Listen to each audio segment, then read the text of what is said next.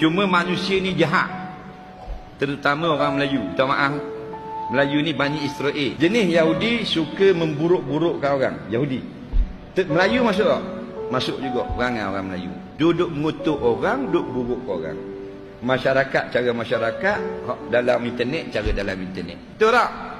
Kalau orang tu tak kahwin, dia kata ada syahwat. Anda pandai dia. Mutih dah. Nampak tak? Yang mu kata dia tak ada syahwat tu. Betul tak? Jahat sungguh.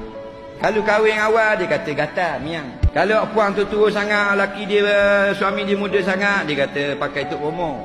Kalau suami tu tua sangat, isteri dari umur 18 tahun, dia kata nak makan pesaka. Nak suruh laki mati awal. Betul tak? Jahat Melayu. Kalau kahwin sama umur, dia kata tak patut, patut isteri tu muda 2 tahun daripada suami. Kalau tak kahwin sama umur gitu, pula dah. Tak kena belaka. Comel dah suami 24, isteri tu 20. Dia kata suami pula gemuk je, macam badut air aku tengok. Faham tak? Comel dah pula suami tu putih, isteri pula dia kata hitamnya macam wanggu. Faham? Super tak kena. Kahwin dah seorang lagi, nak kahwin pula seorang lagi. Tak cukup bini. Inilah perangai Melayu.